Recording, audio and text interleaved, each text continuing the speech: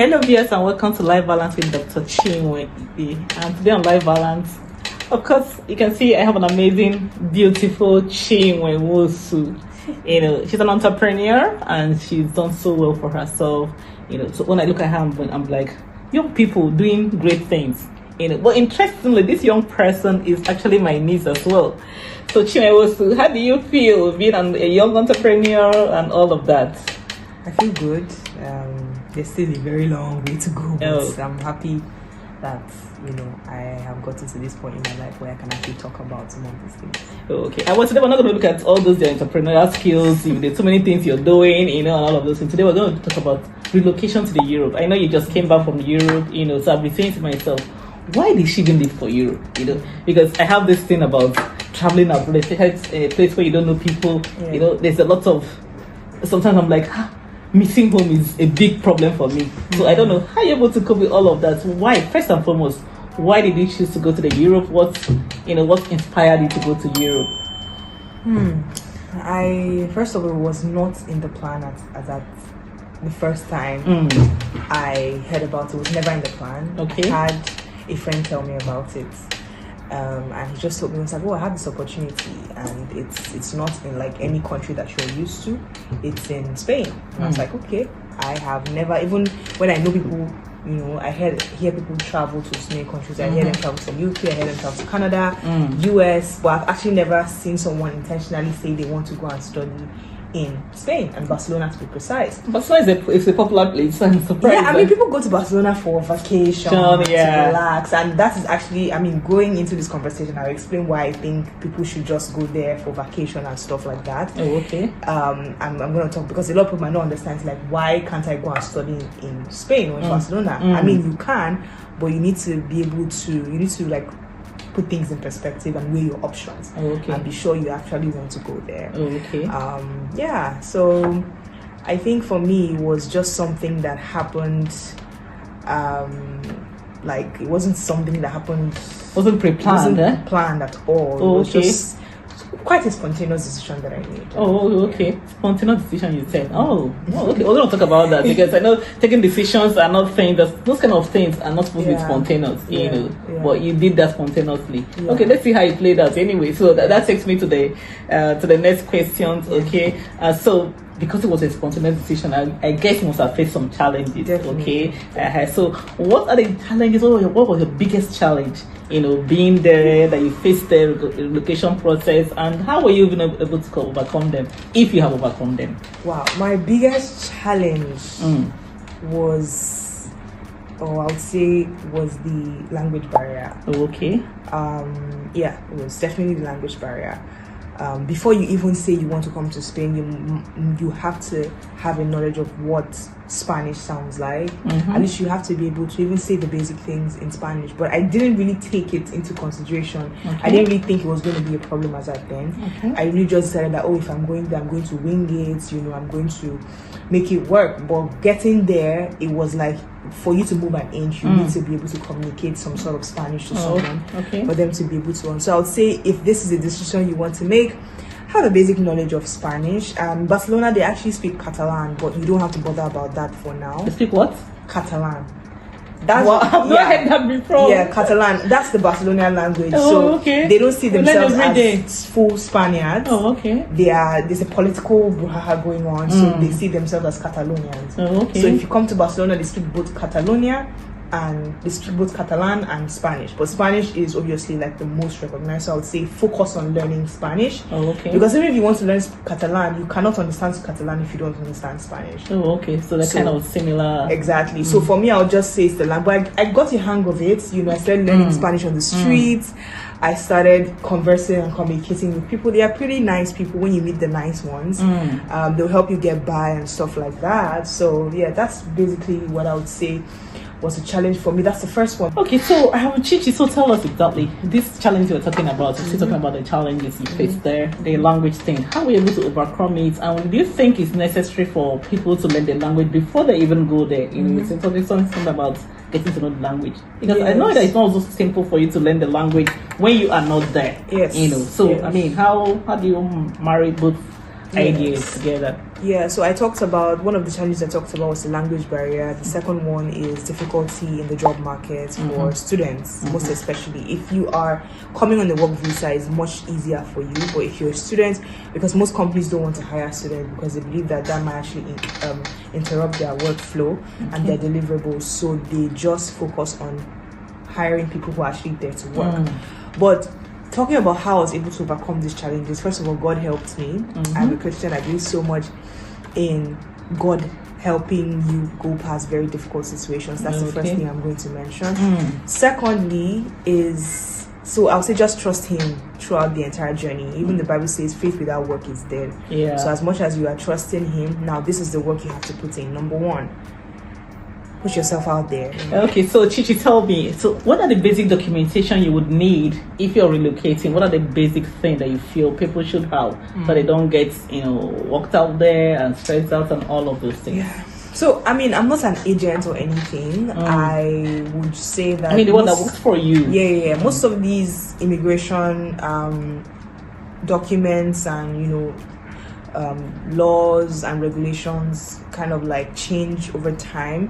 So what worked for me in my time must have changed now. I remember when I was applying for my visa, there was this immigration process that we used to follow. I think it was about our legalization process. The way I did it in my time, it didn't even take up to 3 months. It had changed the way it was being done. But would you need like health insurance and all of definitely. those So you need your obviously your secondary school, your university, depending on the program you're going for. If you're going for a bachelor's program, you definitely need... went for a master's program? I went for a master's program, so I had to bring my bachelor's degree certificate, I had to bring my transcript. It needed to be verified, signed and stamped by the school to show that I actually graduated from this school. Stamped by your school here in Nigeria? Yes. Yes. So they have to verify that you actually graduated from that university before they can accept you for a master's. So yeah, pretty much you need your health insurance, you need your police character certificates to show that you don't have... Wow, that's a whole lot. Yes, to show that you haven't committed any crimes in the country. You also need your visa. Obviously, you need that to apply for your visa as well. You need an account statement to build that. So I would say do your research. All of this information are being updated on the embassy's website. So when you go on the website, you would see the list of everything that you need to bring. Don't only rely on the information that people give you. Just try as much as possible to do your own research. It really do your own research, because most times people just depend on what they tell them. Exactly, and people project a lot. People project their own experience on other people. They'll be like, "Oh, this is not going to work because it didn't work for them." But how about the fact that it may actually work for you? So I would say, as much as just pick out the most important information from different sources, ask questions, ask people that have been there.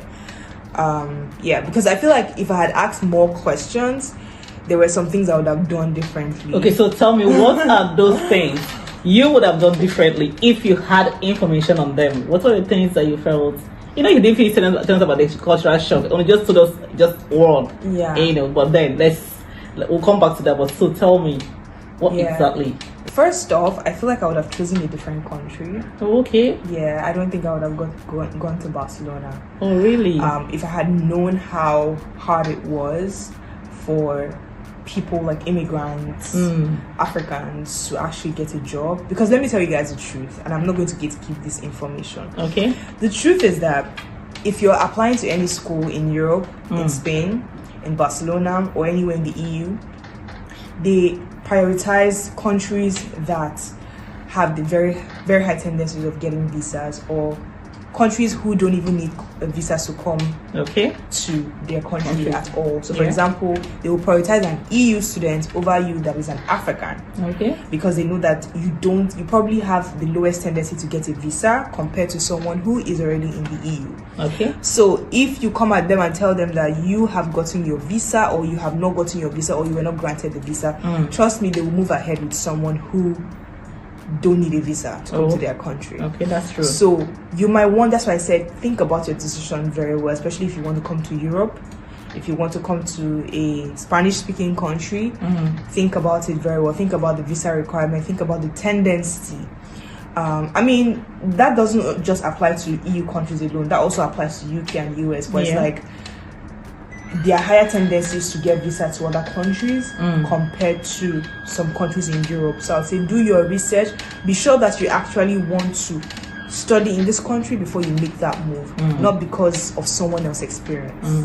Okay, so from what I can gather here, it's like if you had a choice, you would have gone to. So where would you have gone to if you had a choice? Because but interestingly, you have completed your master's and you feel very good. Yes, I actually have. I think for me it was just at that point in my life that is where I needed to go to. Yeah, I feel like if it was not meant to be, it wouldn't have happened in the first place. But I didn't have any visa denial. A lot of people had to appeal, apply a second time to get their visa, but I just got it at the first instance, no issues whatsoever.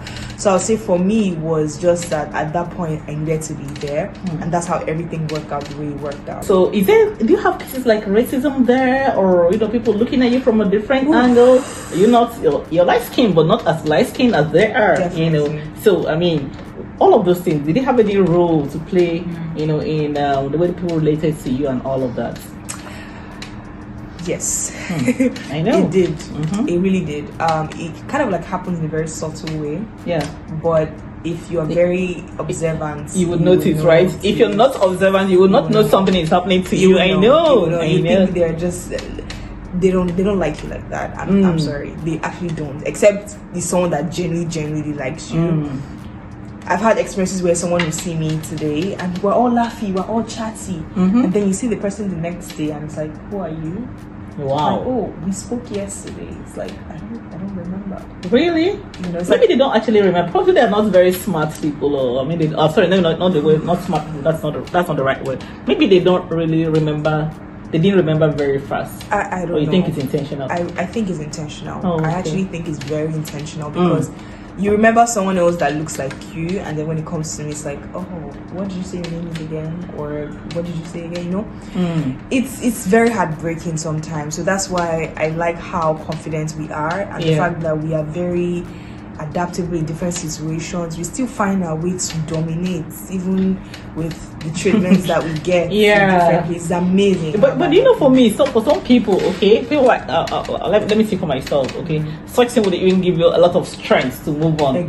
So they're actually helping you to be stronger, because you know that you have to overcome, you have to get to the next step. And if it's what you're seeing here, you need to be very strong, resilient to be able to get to the next step. So I think it's one of the things that makes us the person we are, who we are. For me, I just think that everybody should be treated. Just treat people well, like regardless of what their skin color is or what they look like, really. Because why do we always have the ones to be strong? Why do we always have to be black people, Africans in other countries? We always have to be strong. We always have to.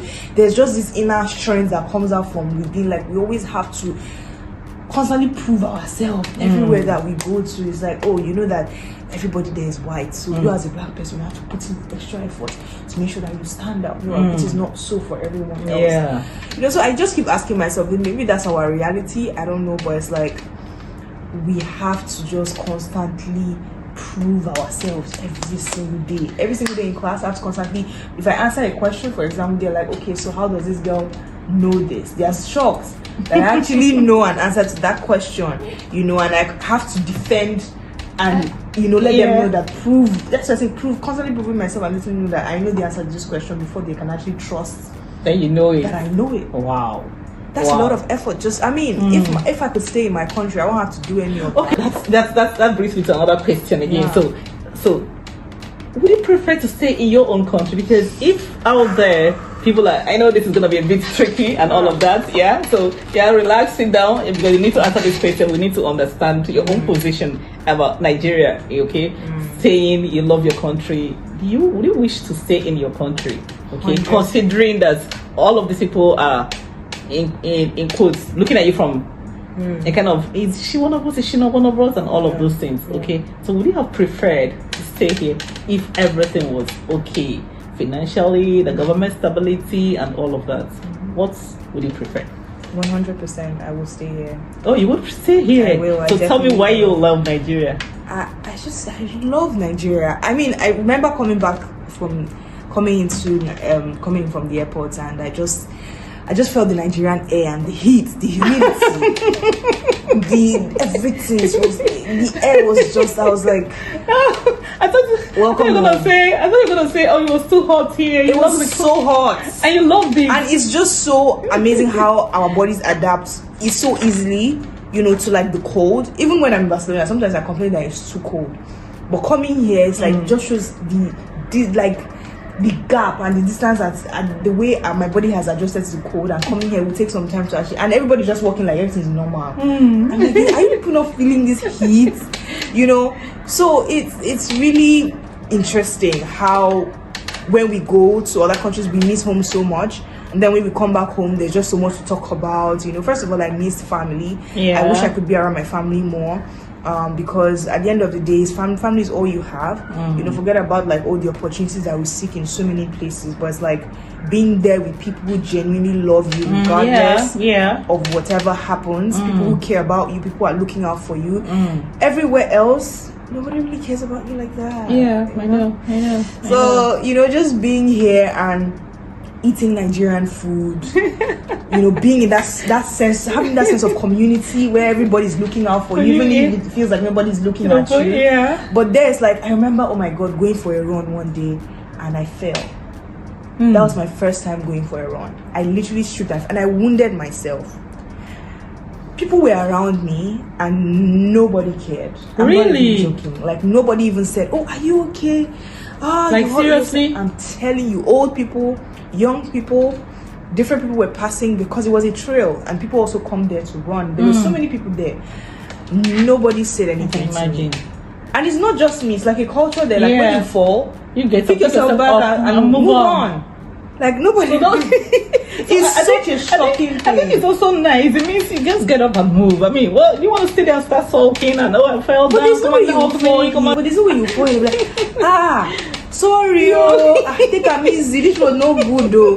But there's like nobody really cares. This was no good though. I was really looking for it. I mean, if I was in Nigeria, I'd be like, okay, so you can mind your business. But there's like, I really needed that. I really miss that sense of community. The fact that people are looking out for you. I remember in the apartment that I stayed in as well, because you share apartments with people, you share like the common room, but you have like the room to yourself. You can actually live in a room with 4 people and you don't know their names. Really? You don't know where they're from. You don't. Nobody. It's like if we meet in the common room, we meet. We just say hi and everybody. No bad blood. Nobody like. Just like mind your business. Yes, exactly. Like it's not like they don't like you or anything. They're actually good. Everybody's okay, but they just feel like you don't need to know so much about them. Everybody's just doing their thing, which is so different for me. Such a shock for me. So that's why I mean, imagine if everything was all good here. I prefer to just maybe go to other countries to visit them and just come back home. Come back home. I would not want to live anywhere else. Yeah, specifically, I think one of the challenges that we see young people living, traveling abroad to study is because of what's happening in our own environment. If the school system, the money was there and everything. I remember in those days, people that sent their children abroad were people who felt their children were not doing well in Nigeria. Really? Because Nigeria was so competitive that it's only if you're not doing well they'll just send you abroad. That one, just send him abroad. But the reverse is the case now.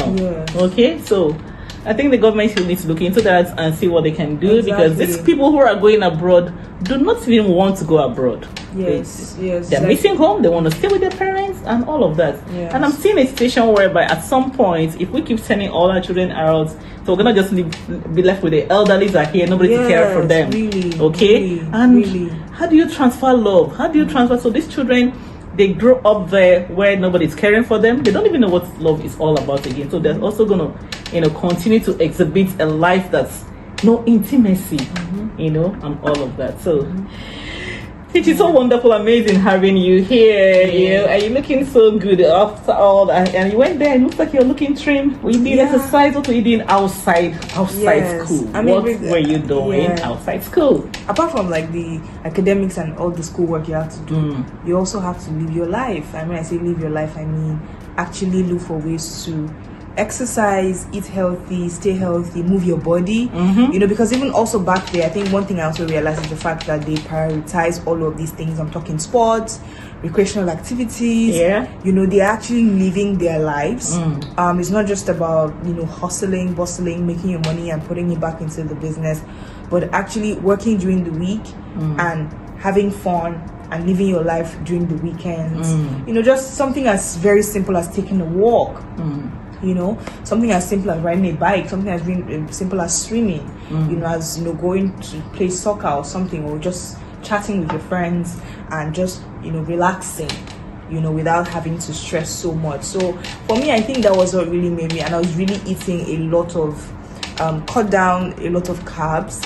I was like exercising a lot, spending a lot of my time in the gym, and I feel you look good anyway. Thank you so much. Like, this is the healthiest and the best I've ever been, like I've ever felt. You know. Wow, so nice having you on this call, Chi. Yeah, it's so great. So you're gonna be going back to Europe, or you're gonna spend some time in Nigeria? What's your plan for the future? I want to spend some time here in Nigeria. I want to spend some time with my family. It's very important. I don't think a lot of people realize how important it is to, you know, spend that much time with your family, even if you want to go back again. But I have some plans in the pipeline. So okay. So talk about that off camera. Oh, all right, that's fine. All right, viewers. So, Chi, any nugget for us before we leave? I would say take a chance on yourself. Take a chance on yourself. I know there's so many things holding you back from actually, you know, taking that step to maybe go for that master's, go for that program, go for that, you know, just putting that work. But take a chance on yourself. If it doesn't work out, you reiterate again. Trust God throughout the process. Don't leave God out of it, because He's the only one that will lead you in the right direction. I know so many people who have wasted resources and wasted money because they made the wrong decisions. But if God guides you, you will be able to navigate through properly. And yeah, just do it. Take a chance on yourself, and you'll be proud of what you've been able to achieve in the end. Take a chance on yourself, and at the end you'll be proud of what you've been able to do. That's from Chi Nwenwosu. All right, yeah. So we'll talk to you again sometime. You know, when she comes back. She said she has something for us, so we're gonna be looking out for her in another episode where she'll tell us what she has for the future.